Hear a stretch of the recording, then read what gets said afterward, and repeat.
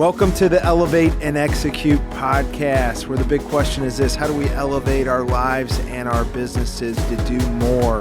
We talk about real estate, life, and whatever the hell we want. Welcome to the show.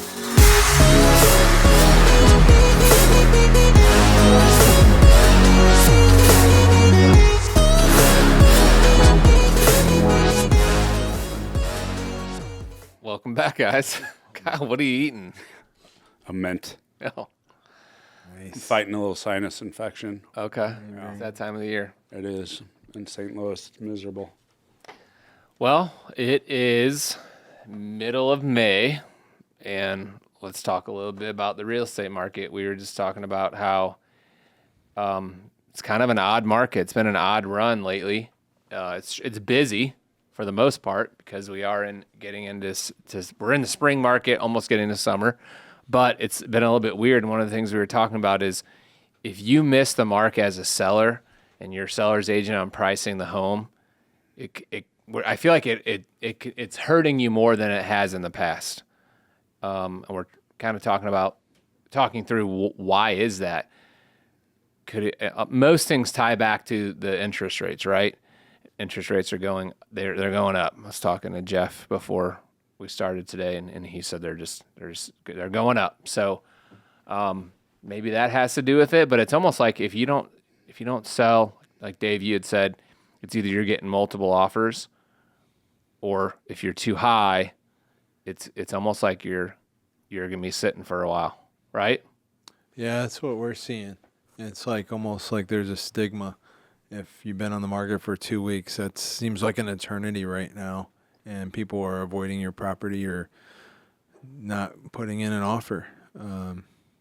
It's important to be priced right from go. We've always said that. Well, our strategy is there's no such thing as underpricing a home because it's going to do nothing but draw more interest. Yep. The market's going to dictate what it's worth. The $1 million question is always, what's my house worth? The $1 million answer is the most someone's willing to pay for it. You got it. Our job is to get as many people through in the shortest amount of time to get as many offers on the table as possible, which is going to give that seller leverage. And it's a leverage play. So if we price it aggressively, the market will drive the property up. And that's how you get top dollar. And when we say aggressively, we're not saying if we feel that your house is worth $450, we're not telling you to price it at $400. That's most people that's a little bit below their risk tolerance. I would not, and that's not what we're saying. I believe if you price the home at market value or slightly under, you're going to have the best result, because we're not pricing your home where we think it's going to end up. We're pricing it where we think we're gonna get the most engagement, right? Because that's what we want, is engagement. Yeah, that's what's important. Like, people think like, oh, I think my home's worth more than $500, but if we're thinking it's worth like $515, let's go ahead and price it at $499. That's it. Let's right put there. it. We just did that on a house that we rehabbed, and I kicked Brian's ass in that bet. We knew that the house was worth over $500. What did we price it at? $495. Perfect. We probably had 30 private showings. 2 very successful open houses. We ended up at $535 cash. Awesome. Now, as a matter of fact, we had offers over. We actually had an escalation clause at $565. Wow. But it had an appraisal rider and a loan contingency. Yeah. So sometimes it's not always about price. Right. Terms do play a big factor, and it was as is. Let's talk about that. So you had $565 on the table. So it was an escalation up to $565. Yeah. The next highest offer was $545. So this one it was $2,000 increment. So this would have escalated to $547. Yeah. So that to us, the $535, it was more appealing because it was cash. It was a 3-week close, 0 contingencies. Right. Yeah, I like that a lot. What do most sellers want, Dave? It makes it easy. So there's only a 12. They want clean. That was a $12,000 gap. I think if it was a $30,000 gap there, you may have thought about it a little bit more. Maybe. Well, the appraisal rider throws everything up because we're already. One thing that we're known for, and you've done a rehab with us before, right? When we say we're going at a certain price, people laugh because it usually supersedes any comp in the neighborhood, because we take the ugliest house and we make it the best house. Yeah.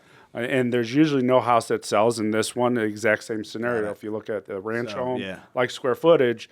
So you can only, the market's only going to bear so much, and it still has to appraise out. So Yep. Good Here's call. another thing. Even though it might be weighted, in most cases, it's weighted for the seller, right? But at the end of the day, and not all sellers get this or understand this, but when we're the seller, if it's one of our rehab properties, or let's say when we list our own home, we want the buyer to feel like they got a fair deal too, right? That's right. What does that prevent? It prevents fallout. So let's say we would have had this buyer that went for higher, 545. Hey, we're taking this offer for 545 because on paper it's the most, and now we got to go through the appraisal. Let's just say they waive their appraisal.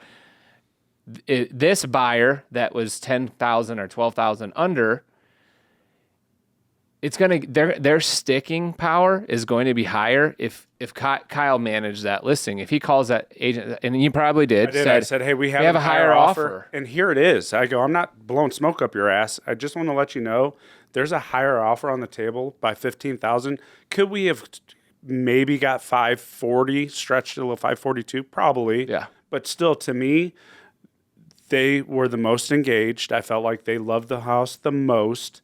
She had the most communication with me, so it was, to me, it was not worth the $8,000, because like what you're going to is you don't want that person that overpays to have buyer's remorse and at 0 hour fall out.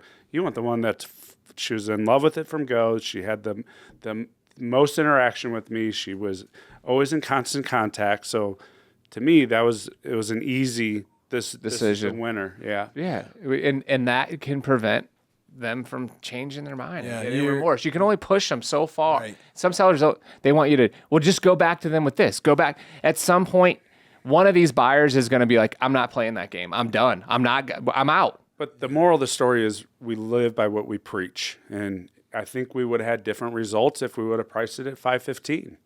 It's so amazing, like, especially when you get feedback, right? You'll have some people still felt it was overpriced. Yeah. It's just amazing how subjective it is, because other people said this is the best deal out there. Nobody said it was underpriced. Not even a neighbor? Not even the you neighbor. You see Yeah, like right. three, and you're like, that was a neighbor, that was a neighbor, that was a neighbor. Yeah. So Yeah, Brian, I just want to second what you were saying with the negotiations.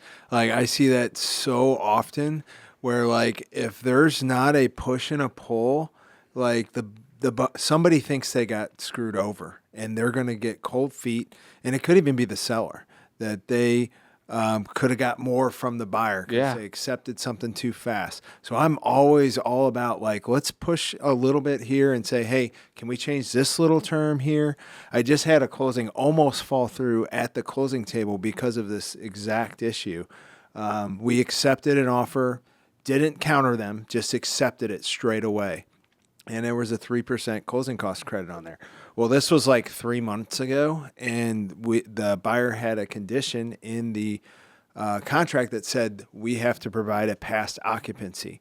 And so that's what was taking so long, was literally getting the property repaired and occupancy inspection and all those things checked off.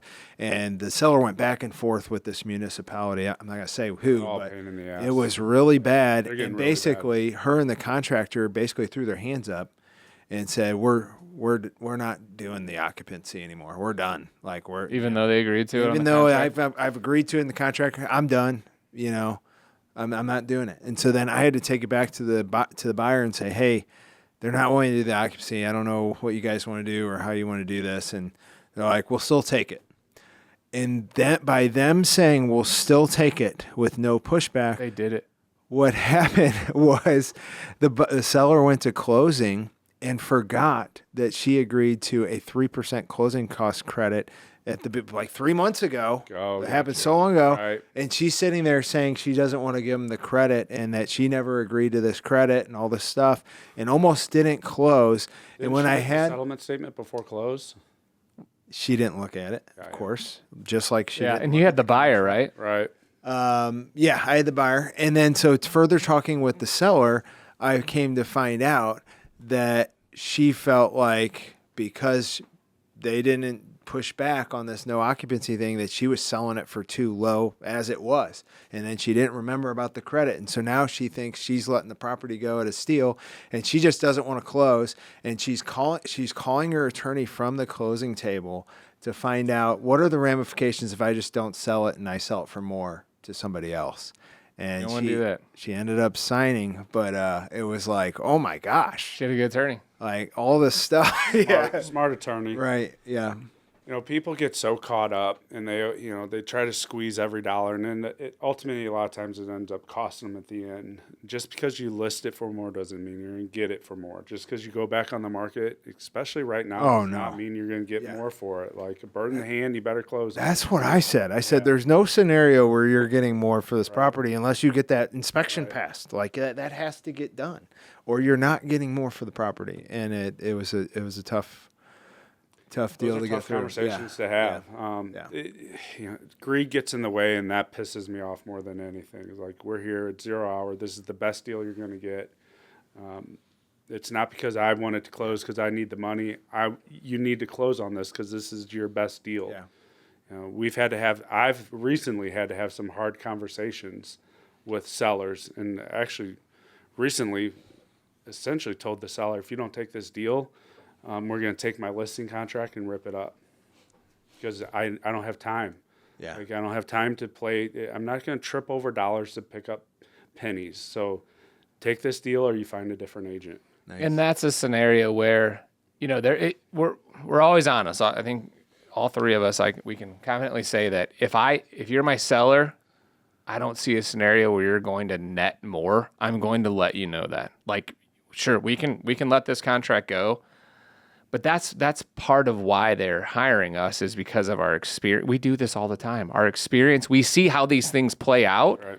And so it's like, look, I understand, but I want you to know that I personally do not believe you are going to net more by going back to the market. So let's talk about that and what that looks like. So we have to remind our clients of that. Your first contract is usually the best. Right. So you better find a way to work through it. There's usually, when you go back on the market, contract number 2, 9 out of 10 times is not going to be as good. You're only new to the market once. Right. So when you go to the market, You got to do it right. all the buyers that are looking in that area and that price point are interested in your home.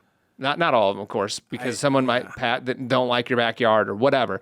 But you have the largest concentration of buyers at that time. Once you get past that first weekend, every buyer that has already had that search set up, that are motivated and have an urgent need to find a home, they're going to come look at it that weekend. If it doesn't sell, now you're dropping to maybe 10% of what that number was the first weekend. Exactly. It's new to the market. So it's so important. Another thing that I explain to sellers is, let's say we're looking at comparable properties of a ranch style home in a subdivision in Fenton. We're in the subdivision. We're able to see 3 or 4 homes, and the three of those homes sold for over list. And let's say that they sold for, on average, $515,000. But then we look at the list price of where they started, and let's say on average they started around $490. There are some sellers that see that and they're like, okay, so we are $515, right? That's where we need to start. No. What I say to them is, do you see what happened with these homes? You can see that they started at this price and then they ended up here. Yes, that's what we want to happen. Do you agree? Yes. So we don't want to start where they ended. If you want the same thing to happen to these homes, then let's follow that same pattern that they did. Let's list closer to where they were. Now, your house might be more updated, and of course your price per square foot might be higher, and it says the number is this, but there's a lot that goes into it. If you price it at $515 and you get 1 offer, versus if you price it at $490 and you get 6 offers, whose terms are going to be better? I mean, it's a no-brainer. It's going to be the one that has the multiple offers. That's how they got to that price point. And when there's multiple offers, buyers start to drop their contingencies, right? If there's not multiple offers, there's not, as what Kyle said at the beginning of this podcast, it's about leverage. You don't have the seller has a leverage when there's multiple offers. When there's not, if there's just you and the seller, which is, I can remember a couple years ago saying to my wife, I just wish when I was representing buyers, and you're not able to get them under contract. I just wish it was like it was when it was a more neutral market. Boy, sellers got spoiled. I have a seller. Right. You have a listing. I have a buyer. They want the house. You want to sell the house. Let's work a deal. And then now it's like you said, sellers are spoiled because we've been in a seller's market for going on 15 years now. Yeah. Is I it mean, that long? yeah, since 2011. But basically, in that neutral market, like all those contracts, they're like heavily favoring the buyer. All the contingencies that we get, seller doesn't have the leverage, and at least in the Missouri standard sales So contract. Missouri needs to change some things. Yeah. Just the whole earnest money thing, like it's really a free look. Like here, you can put us There's under no contract skin. with Yeah. there's nothing's going to No repercussions. Thank you. That was I'm not going to lose any money. Nothing. I'm going to tie you up. For 10 days, and if I decide that the wind's blown from the north today, we're going to walk. You don't have to have any reason. You just have to have an inspection. Yeah. So that's kind of shitty because really they don't have skin in the game, and it's very hard to explain that to a seller, especially that is not very educated. Yeah. And you better understand how this works Right. and how to explain it to them, because when that buyer does walk, and it's usually because of cold feet. It's not because something major came up. Exactly. On it. Yeah. Inspection. They're like, oh shit, I overpaid for this house. It does need a little bit of work, Yep. and now I don't have the means to put that money in. So they walk away, and then you have to go to seller and say, hey, because the seller thinks, oh, I saw that $5,000 earnest money. Right, So that's that's where mine. you're always mentioned. Brian always says foreshadow is like when you're explaining the contract. Look, I know it says $10,000 earnest money, but that does not necessarily. That's kind of a good faith. It's kind of like a refundable deposit, is a good way to put it. That they can get back for any reason within this time I frame. tell you, it's very hard for a seller to get that money. It's so hard. They have It's so to hard. get- They have to agree. Buyer and seller have buyer to sign has a to mutual sign it off. mutual release. Mutual release. They have to sign that. Buyer has to sign it over to them, even if the buyer messed up in the contract. The only other way is to use an attorney and pay court fees and all this stuff to get the title company to force the earnest money back to somebody. I've never even seen that happen in 12, 13 We have years. one getting ready to happen Yeah. here with an agent in our office, and it's a significant amount. It's like $100,000 earnest money. Okay, so that's where it would make shame sense. on the buyer for putting that much earnest money down. Like why you would do that is beyond me. So Yeah, again, usually you're paying 1% earnest money. typical, yeah. 1% is And, standard in Even our if opinion. you're In our market, even 1% if is you're- standard. Yeah. So this is why it's so important to Even if at you least have $1 million hire property, somebody it's that 10 grand. Right. And it's not worth hiring an attorney to go No. after the 10 grand because you're going to spend it all. And if you want to write a good contract, and when you know there's lots of offers, I did it on my house. I put $10,000 non-refundable. So if I walk away with and I ask for a short For any reason. window, any reason. Yeah. So here, Here's money. it's not a free look. I'm going to put skin in the game. So if You're I going to make walk 10 away- grand, yeah. seller. So I'm in going to 5 pay days. you 10 I grand. almost kind of wish you walk away and they'll take the backup off. Right? Yeah. Like it was free 10. Yeah. But that's how you win deals. Yeah, So you that's a got to good- get creative, It's a good right? contract. Yeah. So, but not everybody's willing to roll the dice and play that game. Yeah. But I really wanted the house. So I knew I really wanted the house. There was really nothing that was going to come up that would scare me because we do renovation. So it's not the end of the world. Yeah, we try to really educate the sellers on what could go wrong with that. And, most, like the stats in St. Louis are crazy. 1 in 5 contracts fall through. Is it really that high? I studied the numbers when the listing status went back on market, and almost, a fifth of all the ones that went under contract are coming back on market. 1 in 5. One in It five. seems crazy high. Yeah, it does. But when you think about it, I think about it in my business, like inspections kill people. Financing comes up at the end. Yeah. There's some other, most of it's just cold feet, but then there's, they're getting out on these. Yeah. Parents. Parents, yes. Yeah. There's it's a weird market right now, and so the May has started off kind of a weird market. So if you're a seller and you're happen to listen to us, price it aggressively. There's no such thing as underpricing a house. There's not. Yes, you have to be willing. We're going through it right now on our Depair listing, right? They want it to be at 700. They want to sell at 700, but we got them to realize our best way to get to 700 is to list it at where it's 650. We'll, and we're still in coming soon status, but we're getting lots of activity. So it shows that we are priced right. And then we're going to let the market dictate what it's worth. If we would have priced at 700, we would have zero showings right now. So you just kind of have to trust the expert. Yeah, I like it. Cool.